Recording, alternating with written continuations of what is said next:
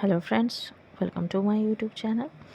তো আজকে আমরা মডার্ন হিস্ট্রির বা মডার্ন ওয়ার্ল্ড হিস্ট্রির যে টপিকটা পড়বো সেটা হচ্ছে ফ্রান্সে বিপ্লব সংগঠিত হওয়ার কারণগুলো কী কী। এর আগের ক্লাসে আমরা ফরাসি বিপ্লবের কারণগুলো পড়েছি। তো ফরাসি বিপ্লব শুধুমাত্র কেন ফ্রান্সেই হয়েছিল বলে ফরাসি বিপ্লব বলা হচ্ছে। তো ইউরোপের অন্যান্য দেশগুলোতেও তো অনেক কিছু চেঞ্জ হয়েছিল, কিন্তু শুধুমাত্র ইউরোপের অন্যান্য দেশগুলি ছাড়াও শুধুমাত্র ফ্রান্সে এই বিপ্লব ঘটার পিছনে কিছু কিছু কারণ ছিল। ফরাসি বিপ্লবের পিছনে যে কারণগুলো ছিল সেগুলো তো আমরা দেখেছি, সেই রকমই রিলেটেড কিছু কারণ এবং তার সঙ্গে আরও অন্যান্য কিছু জিনিস ছিল যেগুলো শুধুমাত্র ফ্রান্সেই এই বিপ্লবকে ঘটাতে বাধ্য করেছিল, এবং সেগুলো কি, সেগুলোই আজকের ক্লাসে আমরা মূলত আলোচনা করব। তো ভিডিও স্টার্ট করার আগে বলি, যারা চ্যানেলে ফার্স্ট টাইম ভিজিট করছো তারা কিন্তু অবশ্যই চ্যানেলকে সাবস্ক্রাইব করো, কারণ এই চ্যানেলে হিস্ট্রির প্রত্যেকটা টপিক ধরে ধরে কিন্তু ডেসক্রিপটিভ আলোচনা করা হচ্ছে। তো যারা সাবজেক্ট নিয়ে পড়াশোনা করছো, বা এমনকি যারা স্কুলেও বা কলেজেও এই সিলেবাসের মধ্যে যাদের টপিকগুলো রয়েছে তাদের ক্ষেত্রেও কিন্তু প্রচুর ইনফরমেশান এখানে রয়েছে। তো চলো আজকের ক্লাস শুরু করা যাক।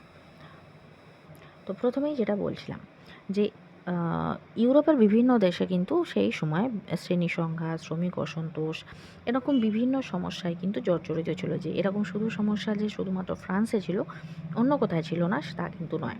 এই অবস্থায় কিন্তু শুধুমাত্র দেখা গিয়েছিল যে শুধুমাত্র ফ্রান্সেই বিপ্লব ঘটেছিল। তাহলে অন্য কোথাও না হয় ফ্রান্সে এই বিপ্লব ঘটার কারণগুলো কী কী, এবং সেই কারণগুলো নিয়ে কিন্তু বিভিন্ন সময় যে ঐতিহাসিক যারা রয়েছেন তাদের মধ্যে কিন্তু অনেক সময় অনেক মতভেদ লক্ষ্য করা যায়। যেমন ফিশারের মতে ফ্রান্সের উপরের শ্রেণীর মানুষের অতিরিক্ত সুযোগ সুবিধা ভোগ করা একদিকে যেমন ছিল, অন্যদিকে তৃতীয় শ্রেণী একেবারে কোনো সুযোগ সুবিধা ভোগ করতো না, এবং এরই দীর্ঘকালীন ফল হিসেবে কিন্তু ফ্রান্সে ফরাসি বিপ্লব ঘটেছিল। ফ্রান্সের রাজশক্তি যদি সামন্ত প্রথার যে ব্যবস্থা ছিল, যে সামন্ত প্রথার যে কুদিকগুলো বা খারাপ দিকগুলো ছিল সেগুলো যদি কোনো রকম সংশোধনের চেষ্টা করতেন তাহলে কিন্তু এই জিনিসগুলো হতো না। কিন্তু ফরাসি রাজশক্তির সামন্তবাদ নিয়ন্ত্রণে কোনো ব্যবস্থা আনেনি, এটাও একটা কারণ বলে মনে করা হয়। আবার অন্যদিকে স্টিফেন্স মনে করেন যে ইউরোপের অন্যান্য দেশে না ঘটলেও ফ্রান্সে এই বিপ্লব ঘটার অন্যরকম কারণ ছিল। তিনি মনে করেন যে সামাজিক, সাংস্কৃতিক, অর্থনৈতিক, রাজনৈতিক বা দার্শনিক কারণে ফরাসি বিপ্লব ঘটেনি। অর্থাৎ ফরাসি বিপ্লবের যে কারণগুলো আগে আমরা দেখেছি তার মতে কিন্তু এই কোনো কারণেই ফরাসি বিপ্লব ঘটেনি। তার দৃষ্টিতে ফ্রান্সে যে বিপ্লবী সাহিত্য রচনা হয়েছিল সেগুলো মানুষকে, তৎকালীন ফ্রান্সের মানুষকে অনেক বেশি অনুপ্রাণিত করে, এবং তার থেকে তারা অনেকটা আশাবাদী হয়ে ওঠে যে তারা স্বাধীনতা চায়, এবং তারা স্বাধীনতা আশাতেই এই আন্দোলন শুরু করেছিল। এরকমভাবে বিভিন্ন কারণ কিন্তু এখানে বলা হয়েছে। তাহলে সমস্ত যদি ঐতিহাসিকদের বা ইতিহাসবিদদের মতামতকে যদি বিচার বিশ্লেষণ করা যায় তাহলে কিছু কারণ এই ফরাসি বিপ্লব ঘটার পেছনে, ফ্রান্সে ঘটার পিছনে কারণগুলো জানা যায়, এবং সেগুলোই আমরা দেখব। প্রথম কারণ হিসেবে যেটা বলা হচ্ছে সেটা হচ্ছে অর্থনৈতিক সংস্কার। ফ্রান্সে যে অর্থনৈতিক যে সংস্কারগুলো হয়েছিল তার ফলে কিন্তু উপরোক্ত যারা শ্রেণী ছিল, অর্থাৎ ধনীরা ধনী থেকে আরও ক্রমশ ধনী হয়ে পড়েছিল, এবং দরিদ্ররা দরিদ্র থেকে আরও দরিদ্র হয়ে পড়েছিল। চরম অর্থনৈতিক দুরবস্থার মধ্যে মানুষের মধ্যে সৃষ্টি হয়েছিল তীব্র হতাশা, এবং এর ফলে কিন্তু তারা কিন্তু একটা সময় বদলের বা যুগ বদলের একটা স্বপ্ন বা আশা তারা কিন্তু তাদের মধ্যে জাগরিত হয়েছিল। সেই হিসেবে কিন্তু সেখানে একটা বিপ্লব আসন্ন এটা কিন্তু বোঝা গিয়েছিল।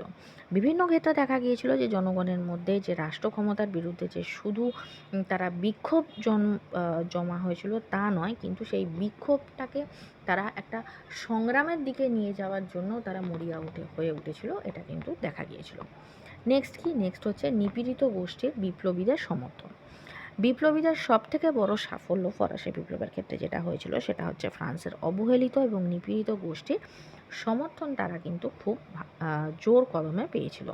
বিশেষ করে শ্রমিকদের মনে একটা বদ্ধমূল ধারণা তৈরি হয়েছিল যে এই যে সীমাহীন দুঃশাসন চালিয়ে ফ্রান্সের রাষ্ট্র ক্ষমতা যে ক্রমশ বেড়েই চলেছে, বা স্বৈরাচারিতার যে একটা চরম সীমায় পৌঁছে গিয়েছে, সেক্ষেত্রে এই দানবীয় রাজতন্ত্র আর তারা কোনো মতেই সহ্য করবে না, এবং তার বিরুদ্ধে তারা প্রতিরোধ গড়ে তুলবে, এবং এই প্রতিরোধের তাদের যে কী বলবো ফ্রন্ট লাইনার হিসেবে যারা এসেছিলো বা তাদের সামনে এসেছিলো, যারা তাদের পরিচালিত করবে বা তারা একটা রাস্তা দেখাবে, এই হিসেবে বিপ্লবীরা কিন্তু এগিয়ে এসেছিলো এবং সেই হিসেবেই কিন্তু বিপ্লবীরা এই শ্রেণী চরম সাপোর্ট পেয়েছিল এবং তার ফলে কিন্তু বিপ্লবটা অনেকাংশে সফল হতে সাহায্য করেছিল।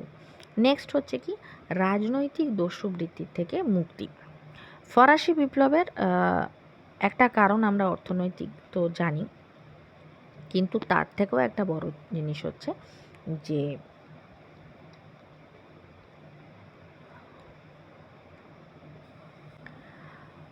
বিশেষ করে মধ্যবিত্ত শ্রেণী কর্মসংস্থানের সুযোগ ও অর্থনৈতিক প্রবৃদ্ধি, আর নিম্ন শ্রেণী তাদের যন্ত্রণায়, তাদের ক্ষুধা দারিদ্র্য, এইসব অভিশাপ থেকে মুক্তি চেয়েছিল।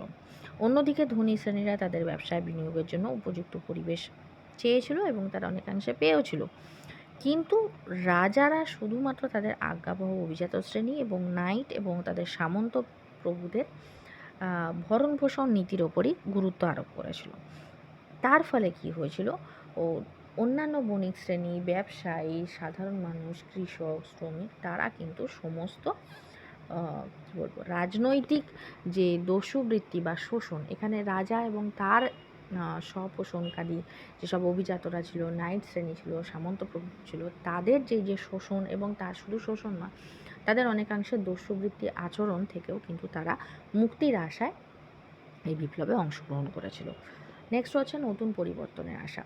বিপ্লবের ফলে এই যে দস্যুবৃত্তির অবসান ঘটবে, রাজতন্ত্রের অবসান ঘটবে, নতুন একটা স্বাধীনতার আলো পাবে, তারা কর্মসংস্থানের সুযোগ পাবে, তারা স্বাধীনতার সাম্যের যে আদর্শ এই সময় তারা জানতে পেরেছিল, সেগুলো কিন্তু তাদের মধ্যে যে নতুন নতুন যে পরিবর্তন, সেই পরিবর্তনের আশায় তারা এই বিপ্লবে অংশগ্রহণ করেছিল। নেক্সট হচ্ছে কি রাজাদের দূরদর্শিতার অভাব।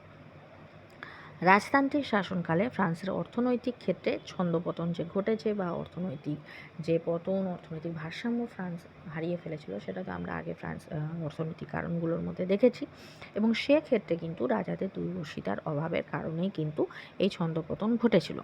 ফরাসি রাজতন্ত্রের বিরুদ্ধে জনগণের যে আক্রোশ, বিক্ষোভ এবং বিপ্লবীরা সংশ্লিষ্ট যে জায়গাগুলো ছিল, সেই জায়গাগুলোতে থেকেই কিন্তু জন্ম নিয়েছিল যে মিথ কিছু জন্ম নিয়েছিল, যে সেখানে কিছু হবে না, সেই জায়গাগুলো ধরেই কিন্তু তারা সেই বিপ্লবের আদর্শগুলোকে তুলে ধরেছিল এবং তাদের বিশ্লেষণের মধ্যে এটা কিন্তু তারা বুঝিয়ে দিয়েছিল যে অর্থনৈতিক সঞ্চয়, সরাসরি বৈদেশিক বিনিয়োগ, বেসরকারি বিনিয়োগ থেকে শুরু করে সমস্ত কাঠামোগত উন্নয়নের মতো বিষয়ের দ্বারা এই অর্থনৈতিক দুরবস্থাকে কাটিয়ে নেওয়া সম্ভব, কিন্তু সেই সমস্ত দূরদর্শিতা ফ্রান্সের রাজতন্ত্র দেখায়নি এবং তার ফলেই কিন্তু এই অর্থনৈতিক ভারসাম্য ভেঙে পড়েছে এবং যেটি বিপ্লবের অন্যতম কারণ হয়ে দাঁড়িয়েছিল। নেক্সট ছিল ফরাসি রাজাদের স্বেচ্ছাচারী আচরণ সাধারণ মানুষের কাছে এক প্রকার প্রায় অসহ্য হয়ে উঠেছিল। এর বিপরীতে বিপ্লবীদের জনগণের অধিকার ফিরিয়ে দেওয়ার আশ্বাস প্রদান, অর্থনৈতিক সম্ভাবনাময় বিভিন্ন দাবি সকলের কাছে অনেক বেশি জোরালো ও যুগ উপযোগী মনে হয়েছিল এবং তার ফলে তার গ্রহণযোগ্যতাও বেড়ে গিয়েছিল। অন্যদিকে বেশি সংখ্যক মানুষের কাছে তাদের যে অনেক দিন আগে থেকে যেই সব অবহেলিত মানুষ, যাদের কথা কেউ ভাবছিল না, বিপ্লবীদের তাদেরকে কাছে নিয়ে আসা এবং তাদের যে অসুবিধার দিকগুলো সেগুলো তুলে ধরা, এর ফলে কি হচ্ছিল, যে এগুলো কিন্তু সংগ্রামের বা বিপ্লবের একটা প্রেক্ষাপট তৈরি করেছিল। কিন্তু ফ্রান্সের লিও বা প্যারিস থেকে প্রচারিত রাজতন্ত্রের যে বিভিন্ন যে স্তোত বাক্য, সেগুলো কিন্তু জনগণের মনকে সেগুলো ছুঁতে পারেনি, ফলে তারা রাজতন্ত্রের প্রতি পুরোপুরি আস্থা হারিয়ে ফেলেছিল। নেক্সট হচ্ছে কি ইন্টেন্ডের সীমাহীন অত্যাচার। ফ্রান্সে পূর্ব রাজাদের বিভিন্ন নানা অপকর্ম তো ফরাসিদের বিক্ষোভে ফেটে পড়তে বাধ্য হয়েছিল, এটা তো জানাই গিয়েছে। এছাড়াও পূর্ব রাজাদের স্বেচ্ছাচারিতাও ছিল, তার পাশাপাশি যেগুলো ছিল সেটা হচ্ছে সে সময় সরকারি কিছু ইন্টেন্ডেন্ট ছিল। ফ্রান্সের সেই সময় 40টি ক্ষুদ্র ক্ষুদ্র রাজ্যে রাজা কেন্দ্রীয়ভাবে প্রশাসনিক ক্ষেত্রে সর্বময় যে অধিকারিক তিনি থাকলেও কিন্তু প্রদেশগুলোকে তিনি যারা শাসন করতো তারা ছিল হচ্ছে সরকারের প্রধান ইন্টেন্ডেন্ট এবং তাদের কর্মচারীরা। এই ইন্টেন্ডেন্ট এবং তাদের কর্মচারীরা কিন্তু জনগণের উপরে বিবিধ অত্যাচার করত। অন্যদিকে প্রশাসনের প্রতিটি ক্ষেত্রে সিদ্ধান্ত গ্রহণের একটা দীর্ঘ সময় ধরে কাজ চলা, অনিয়ম, বেআইনি কার্যকলাপ এগুলো আধিক্য অত্যধিক বেড়ে গেলে তখন এই অত্যাচার এবং অনাচারে অতিষ্ঠ হয়ে কিন্তু সাধারণ মানুষ বিপ্লবের পথ বেছে নিয়েছিল। নেক্সট হচ্ছে কি সামন্ত প্রথার প্রভাব। অষ্টাদশ শতকে এসে কিন্তু মধ্যযুগীয় যে বর্বর সামন্ত প্রথা সেটা কিন্তু ফ্রান্স থেকে একেবারে বিলুপ্ত হয়ে যায়নি। সামন্ত প্রভুদের যে অত্যাচার, নির্যাতন এবং অনৈতিক কর্মকাণ্ড সাধারণ মানুষের জীবন মৃত্যুর সমান করে তুলেছিল এবং এই সিচুয়েশনে দাঁড়িয়ে বা এই সময়ের দাবি মেটাতে তারা কিন্তু খুব স্বাভাবিকভাবেই বিপ্লবীদের সমর্থন এবং বিপ্লবে অংশগ্রহণ করা তাদের জন্য কিন্তু খুব একটা সাধারণ ব্যাপার হয়ে দাঁড়িয়েছিল। অসম আইন ব্যবস্থা।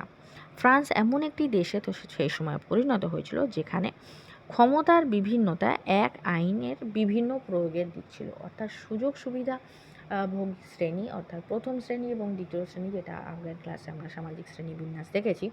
যারা সেই ক্লাসটা করেনি তার লিঙ্ক আমি ডেসক্রিপশানে দিয়ে দেবো, সেখানে দেখে নিও। অর্থাৎ ফরাসি বিপ্লবের কারণগুলো না পড়লে আজকের যেটা টপিক অর্থাৎ কেন ফ্রান্সেই হয়েছিল সেটা কিন্তু বুঝতে একটু অসুবিধা হবে। তো তাহলে যারা প্রথম যে দুটি শ্রেণী ছিল তাদের ক্ষেত্রে আইনের প্রয়োগ একরকমভাবে হতো, তৃতীয় শ্রেণীর ক্ষেত্রে আইনের প্রয়োগ আরেক রকমভাবে হতো। এই যে অসম আইনের ব্যবহার, তার প্রায়োগিক ব্যবহার, এটা কিন্তু সাধারণ মানুষকে বিপ্লবের মুখে ঠেলে দিয়েছিল।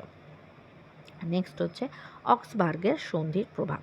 1850 সালে স্বাক্ষরিত যে গুরুত্বপূর্ণ অক্সবার্গের সন্ধি, তারপর রাজার ধর্মই প্রচার ধর্ম এমন একটা নীতি প্রতিষ্ঠা পেয়েছিল ফ্রান্সে।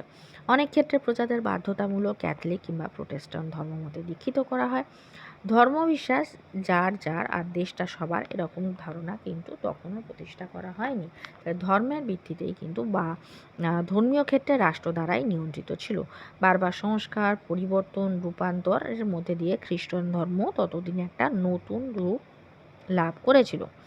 ক্যাথলিকদের অত্যাচারে অতিষ্ঠ হয়ে অনেক প্রজা চেয়েছিল প্রোটেস্ট্যান্ট ধর্মমতে দীক্ষিত হতে, আবার উভয় ক্ষেত্রেও সেই একই জিনিসই দেখা গিয়েছিল। তাহলে সেই সমস্ত বিভীষিকাময় ঘটনাগুলো থেকে মুক্তি পেতেও কিন্তু সাধারণ মানুষ বিপ্লবের পথ বেছে নিয়েছিল। নেক্সট হচ্ছে ত্রুটিপূর্ণ কর ব্যবস্থা। এটা এক্সট্রা করে গিয়েছে। কর ব্যবস্থা, ত্রুটিপূর্ণ কর ব্যবস্থায় এর আগেও আমরা দেখেছি। তো কী কী কর কীরকমভাবে ছিল সেগুলো তো আগের ক্লাসে করানো আছে, সেগুলো আমি বলছি না। কিন্তু ত্রুটিপূর্ণ কর ব্যবস্থা কীভাবে প্রভাব ফেলেছিল বা বিপ্লবের পথকে এগিয়ে নিয়ে গেছিলো সেটা বলছি। অযৌক্তিক, বিভ্রান্তিকর এবং ত্রুটিপূর্ণ কর ব্যবস্থায় অভিজাত শ্রেণী বলতে গেলে ফ্রান্সের বেশিরভাগ জমি তাদের দখলে থাকতো এবং তারা কিন্তু কোনো রকম কর দিত না। অপরদিকে কী হতো, যারা ভূমি বেশি ভোগ করতো না সমস্ত করের বোঝা তাদেরই টানতে হতো, এমনকি চার্চের অধীনস্থ বিভিন্ন করও তাদের দিতে হতো। তার ফলে এই করের দ্বারা জর্জরিত নির্যাতিত মানুষ পরবর্তীকালে ফরাসি বিপ্লবকেই তাদের মূল হাতিয়ার হিসেবে বেছে নিয়েছিল। নেক্সট হচ্ছে শূন্য রাজকোষ। চতুর্থ লুই অযৌক্তিকভাবে বেশ কয়েকটি যুদ্ধে জড়িয়ে পড়েছিলেন। এই যুদ্ধগুলোর ফলে ফরাসি রাজকোষ প্রায় শূন্যে গিয়ে দাঁড়িয়েছিল এবং তার পরবর্তী রাজা পঞ্চদশ লুই, যিনি ছিলেন লুই 15, তিনি কিন্তু এই ধরনের যে অর্থনৈতিক সংকট থেকে মুক্তি পাওয়ার জন্য কোনো রকম অর্থনৈতিক সংস্কার তিনি করেননি বা সেদিকে কোনো রকম উদ্যোগও নেয়নি। অপরপক্ষে পঞ্চদশ লুই বিভিন্ন বিলাস ব্যসনের পাশাপাশি আরও কয়েকটি যুদ্ধে জড়িয়ে পড়লে ফরাসি রাজকোষ শূন্য হয়ে পড়ে এবং পরবর্তীতে লুই দ্য 16 যার সময় ফরাসি বিপ্লব হয়েছিল তার সময় অবস্থা আরও সংকটজনক হয়ে দাঁড়ায়। নেক্সট হচ্ছে কি মূল্যবৃদ্ধি। ডেভিড থমসন দেখিয়েছেন যে প্রায় 65% মূল্যবৃদ্ধি ঘটলেও সেই অনুপাতে কিন্তু সেই সময় মানুষের আয় একদমই বাড়েনি, যা ফরাসি বিপ্লবের পথকে আরও তাড়াতাড়ি এগিয়ে নিয়ে এসেছিল। ফ্রান্সের মানুষের গুরুত্বপূর্ণ যেমন বেসিক যে দিকগুলো রয়েছে তার মধ্যে ধরো খাদ্য জিনিস তার 50% বৃদ্ধি পাওয়াতে সাধারণ শ্রমিক এবং যারা চাকুরিজীবী ছিলেন তাদের পক্ষে ন্যূনতম জীবন ধারণ করাও কিন্তু অসম্ভব হয়ে পড়ে।